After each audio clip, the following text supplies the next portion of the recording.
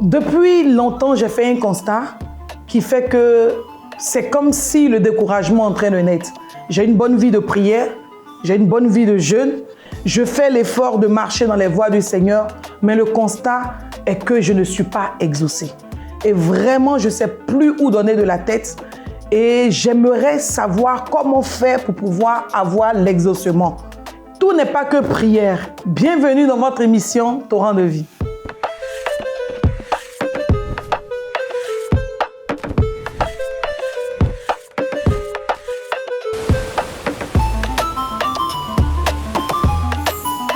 Vous suivez votre émission Torrent de vie.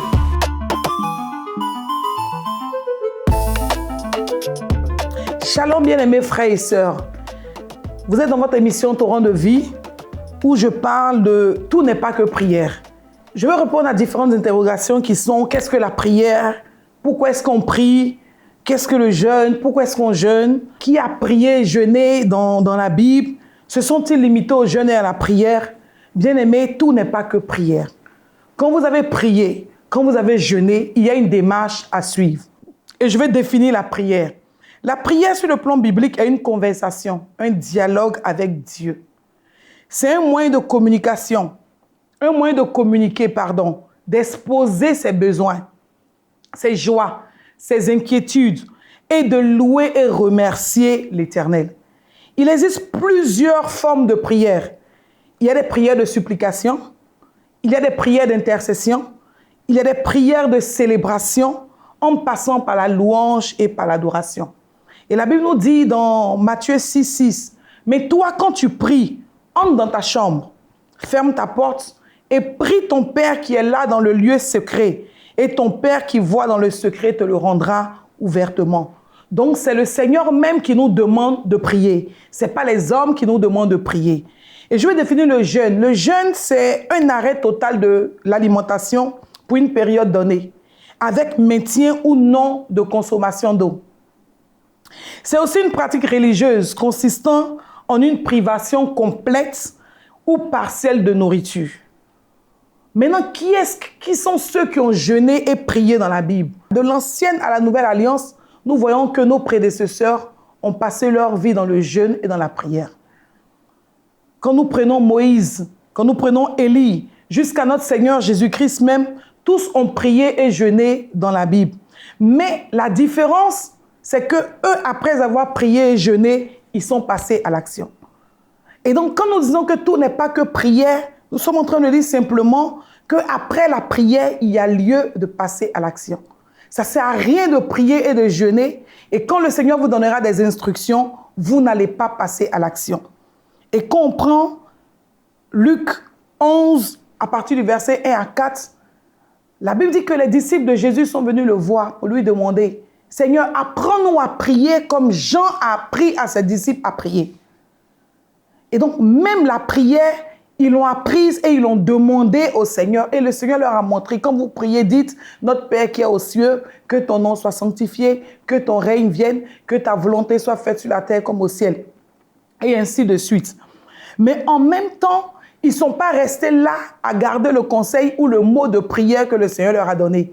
Ils ont mis cela en pratique. Et quand je dis que tout n'est pas que prière, c'est qu'il y a une action qui doit suivre la prière. Il y a une action qui doit accompagner la prière. Et malheureusement, bon nombre de personnes sont frustrées, sont découragées parce qu'elles ne se voient pas exaucées. Et cherchent à savoir, mais pourquoi? La plupart du temps, bien aimé, c'est que les gens ne passent pas à l'action après la prière. Et on va prendre un test qui nous montre cela. Des personnes qui après les instructions de Jésus, sont passées à l'action et ont vu des résultats. Et je veux encourager quelqu'un à passer à l'action, même après avoir écouté cette vidéo. Vous verrez qu'il y aura des résultats dans votre vie. Dans Luc 5, du verset 1 au verset 8, je vais lire la parole de Dieu. Elle nous dit, comme Jésus se trouvait auprès du lac de Génézareth et que la foule se pressait autour de lui pour entendre la parole de Dieu, il vit au bord du lac 2 barques, d'où les pêcheurs étaient descendus pour laver leurs filets. Il monta dans l'une de ces barques qui était à Simon et il le pria de s'éloigner un peu de terre. Puis il s'assit et de la barque, il enseignait la foule. Lorsqu'il eut cessé de parler, il dit à Simon, « Avance en pleine eau et jetez vos filets pour pêcher. » Simon lui répondit, « Maître, nous avons travaillé toute la nuit sans rien prendre. Mais sur ta parole, je jetterai le filet. » L'ayant jeté, il prit une grande quantité de poissons et leur filet se rompait. Il fit signe à leurs compagnons qui étaient dans l'autre barque de venir les aider. Il vint et il remplit les 2 barques au point qu'elles s'enfonçaient. Bien aimé, voici la parole de Dieu. Elle nous explique qu'un jour, alors que des pêcheurs étaient au bord du lac, le Seigneur Jésus est arrivé. Il a demandé à Simon de prendre sa barque et de quitter la terre. Et ils sont allés dans les eaux. Et quand il a fini d'enseigner, la Bible dit que les gens venaient écouter Jésus. Ils venaient entendre la parole.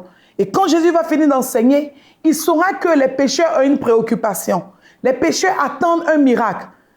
Ils ont travaillé toute la nuit, ils n'ont rien eu. Il va maintenant leur dire, après avoir prêché, jetez vos filets. Bien-aimés, et les pécheurs vont obéir par Simon-Pierre. Mais il va donner une précision d'abord. Il va dire, Seigneur, j'ai travaillé toute la nuit. Nous avons travaillé toute la nuit, nous n'avons rien pris. Mais sur ta parole, je jetterai le filet. Et Simon a jeté le filet et le miracle a été vu par cette pêche miraculeuse. Imaginez sur l'instant que Simon n'était pas passé à l'action.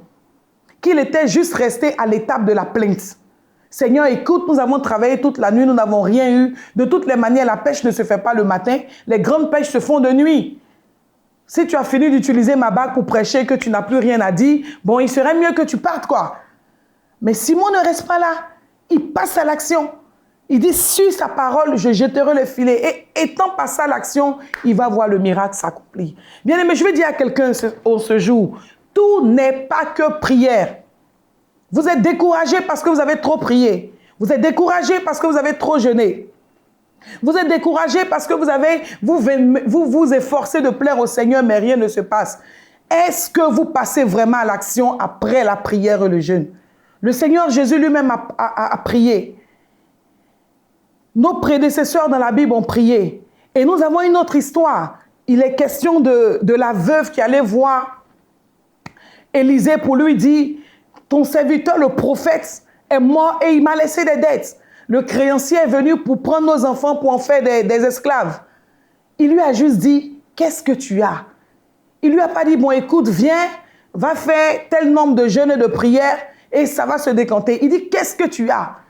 Elle dit, je n'ai qu'une fiole d'huile.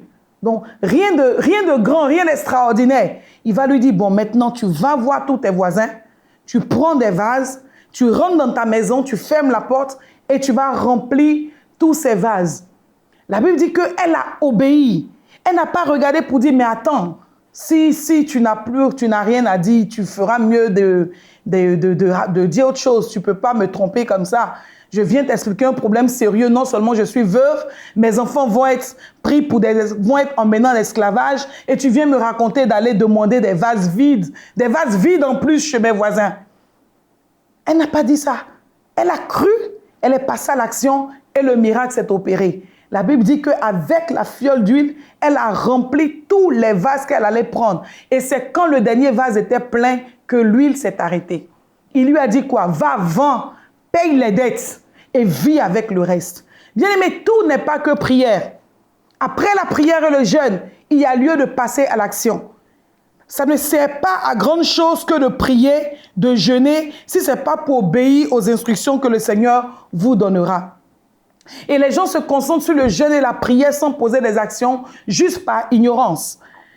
Et la Bible nous dit dans Osée 4:6, mon peuple périt parce qu'il lui manque de la connaissance.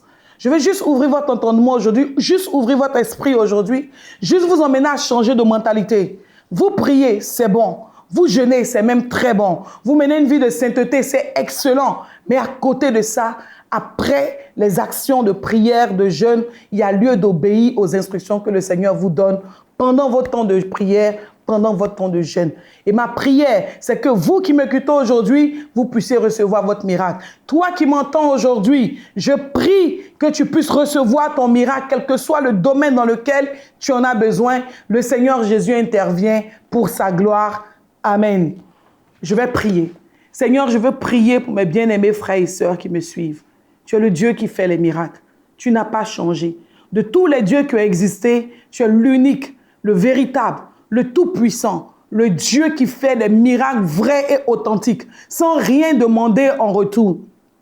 Je prie, tel que tu as opéré le miracle pour Simon-Pierre et ses compagnons pécheurs, que tu puisses opérer le miracle dans la vie de mes bien-aimés frères et sœurs qui me suivent au nom de Jésus. Et je prie que tel que tu as opéré le miracle pour cette veuve, tu puisses opérer le miracle dans la vie de ceux qui passent par des problèmes de dette, de manque, de souffrance, de blocage, de pauvreté. Je prie que les portes s'ouvrent dans le nom puissant de Jésus. Je mets fin à tout ce qui est blocage, à tout ce qui est manque au nom de Jésus. Et je proclame une saison nouvelle, qui est une saison d'ouverture, qui est une saison de bénédiction, qui est une saison de gloire et de miracle. Parce qu'un miracle peut tout changer. Je te bénis, Seigneur, parce que tu fais le miracle dans la vie de mes bien-aimés.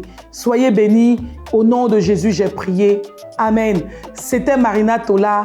Shalom.